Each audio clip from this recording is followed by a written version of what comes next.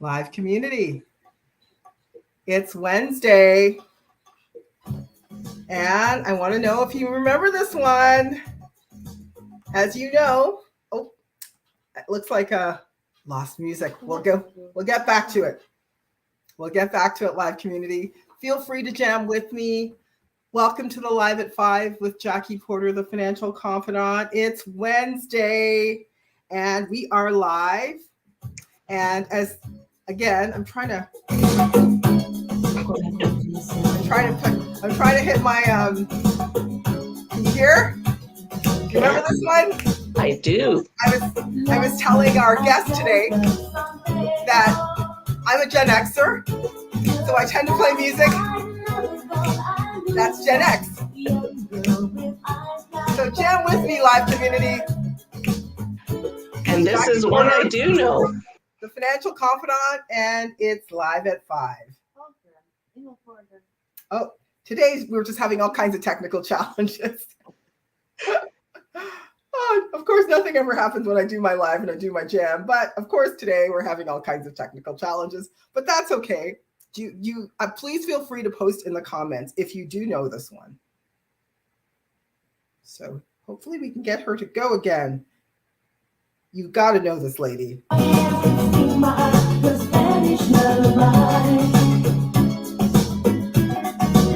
All right, of course you know her. It's the one and only Madonna. And this is La Isla Bonita. And she's talking about La Isla Bonita. How many of you remember this one? If you do, please post in the live. Post in the chat. So,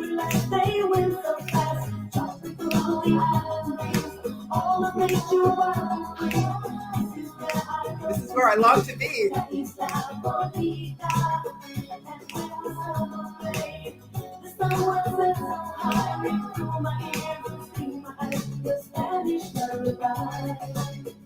So you might wonder, why are we playing La Isla Bonita today?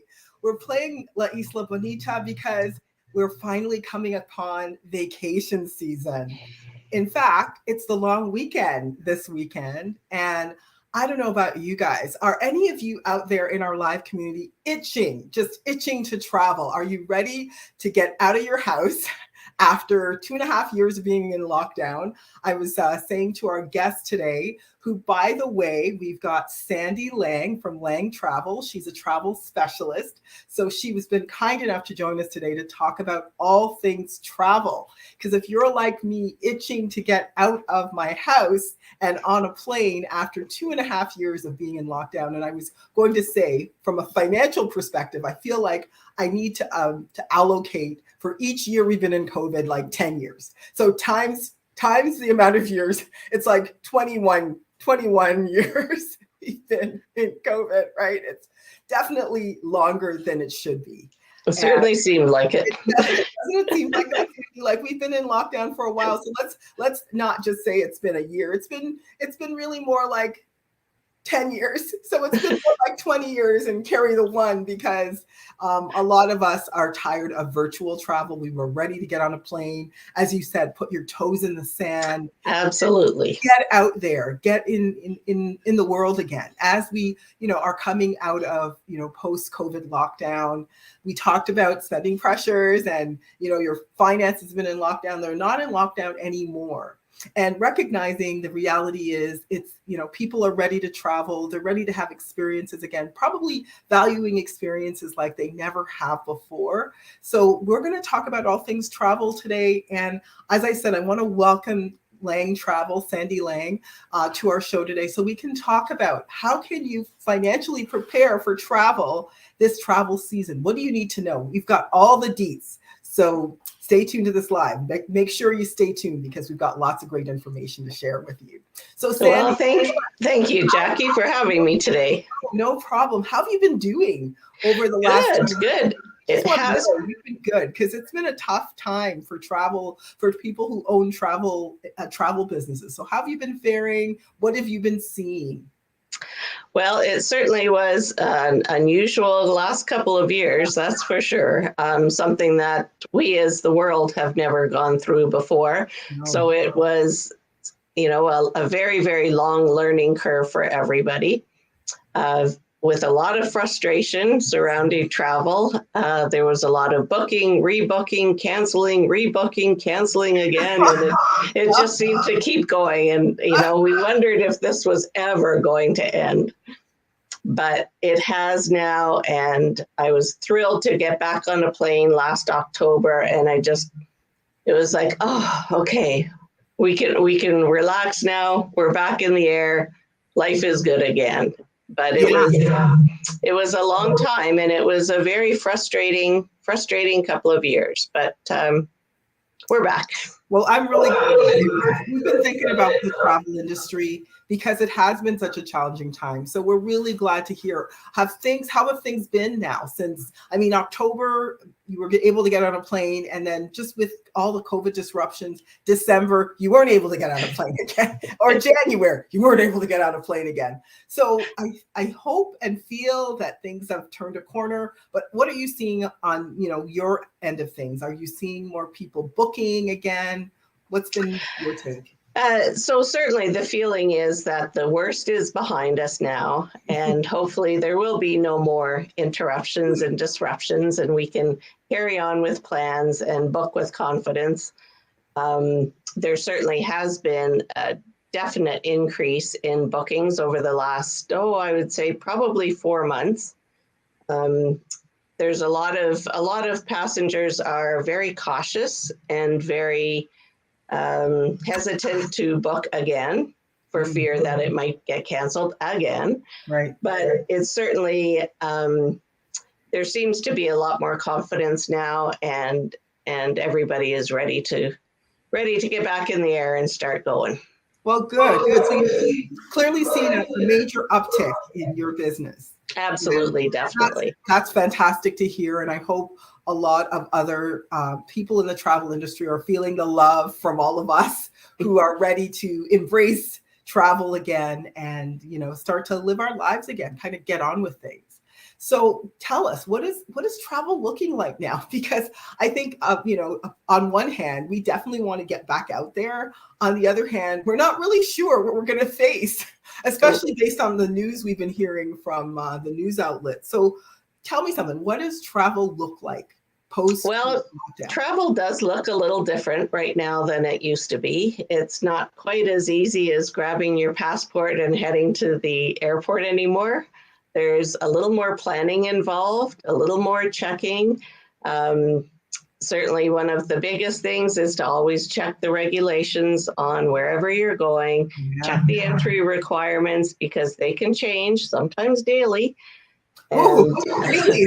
Oh, it can. Well, that's one thing we've learned over the past 2 years is expect the unexpected and just, do your due diligence and just check and recheck and check before you leave for the airport. And, it's just, so it's a little bit harder than it used to be. There are still some countries that have protocols in place, some that require online travel authorizations before you land. Right. Very few have testing requirements anymore. So that's great news. And it is easing up all the time. But there's certainly a lot more flight changes than there ever were before. Yes. I've just lived through that. It's not fun. Yeah, and that's a lot of that has to do with staffing issues. It's not just that easy to recall pilots, say, to come on. They have to retrain and they have to get back up to speed. And same thing with airport security staff. It takes, I think it was 3 to 4 months to train an airport security personnel. So it's not just as quick as hiring them and getting them in place right away. It takes some time to ramp up to speed again. So things like that are taking a little more time. You just have to be a little patient. But it is pack your patience. Absolutely. So let me get this straight. It sounds like there's a lot for for people like me who just want to get our passports out. And by the way, tell me about getting your passports out, because apparently there's some major lines. Oh, yes, there are. For people who haven't dusted off their passport in a while and maybe didn't realize it's expired. And now they need to get a new passport. What's that like? That's certainly a little more challenging than it used to be in the past. And yes, the problem is that an awful lot of passports have expired in the last 2 years. And again, they're recalling staff and training new staff. And yes, there are a lot of backlogs.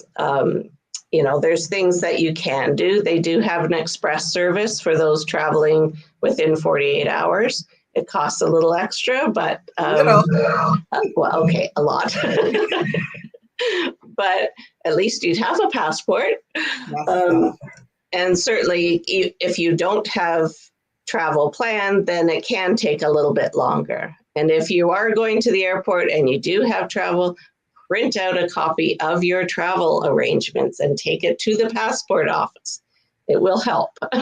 Okay, I think this is some really valuable information. So just sort of recapping, travel, what it looks like now is you need to do a lot of planning ahead, checking the countries where you're going to see what do you need to do before coming into the country as far as testing or forms that you need to fill out to acknowledge what your status is. We need to do a lot of planning ahead when it comes to travel. The other thing I'm hearing is there's not as many places testing. Do you have a quick list of some of the major? Is the U.S., for example, still doing testing coming back into the country? For Americans, they are not any longer. If for unvaccinated Canadians, it changes if you're driving over or if you're flying over. Really? Really. Okay. So flying over, you do still have to be vaccinated to fly into the U.S. If you drive over and you're unvaccinated, right now you still have to quarantine for 5 days. I did not know that. So for those of you out there planning summer road trips to the U.S. and you're not vaccinated, what I'm hearing is you need to know that you're going to lose 5 days of your road trip. So if that was how long your road trip is, that's again, really check the requirements because they can change daily. Oh dear. There's a lot to this is not a quick study. So there's a lot to do just even as you're booking your trip to whichever place you're going to. So those are some highlights or takeaways for me. But now my second one is, okay, now we've gotten through the logistics of being able to, get our passport, figure out the country we're going, figure out if we can get in, what we need to get in. What's it going to cost us? Given the gas prices at crazy levels at this point, has that changed since the pandemic? Have prices gone up? It definitely has. So prices are higher than they used to be right now. As we all know, gas prices are higher, and that means fuel for planes is higher as well. And also there's a pent-up demand. There's 2 years of people that want to travel. And unfortunately, that drives prices up as well. So we don't, right now, we're not seeing any of the last minute specials that we used to see. They haven't come back. The other thing to be aware of is a lot of the hotels aren't booking 100% capacity as well. And that's because they don't have staff. So they don't they're not back to 100% staff, so they can't fill their hotels 100%. So that makes things a little bit harder as well. And also the airlines don't want to fly half full. So they're often combining, whereas sometimes they used to have 2 flights a day, they might only have 1 flight a day, and it's capacity. So once those seats are sold, there are no other options to get there. Wow. So I keep hearing staffing issues during its ugly head again. It is. I think that's happening right now in every industry. Yeah. And unfortunately, it's the same in the tourism business. Everybody seems to be short-staffed. So we're not back 100%. And we likely won't be maybe through all of 23 as well. It might be 24 before everywhere is back to 100%. So that what you're saying is, does that translate into higher fares to get places and fewer actual tickets to get into different countries, just because it sounds like airplanes aren't at capacity because they don't have the staff to be at capacity. Hotels don't have the capacity, so they're probably charging you more for the same room or seat, just because it's also more expensive because of gas. So not only do we have to pack our patience, we need to pack some more dollars in our wallet to pay for that flight, right? Exactly. Yeah. Unfortunately, that might continue for a while. And that's something that we can expect for a while. So, you know, what can we expect if you're saying now that airports are, you know, likely having fewer flights with more people, and if that's the case, what are we expecting in terms of delays? I keep hearing on the news about these delays at the airports. What's accounting for all of that? Again, it's staffing. So it's the same staffing issue for ramp attendants and baggage handlers and all of those people. So that's generally been the delays in unloading flights. As far as loading flights go, there haven't been a lot of flight delays leaving, but they're, you know, it's mainly when they return, and it's offloading the passengers and the baggage.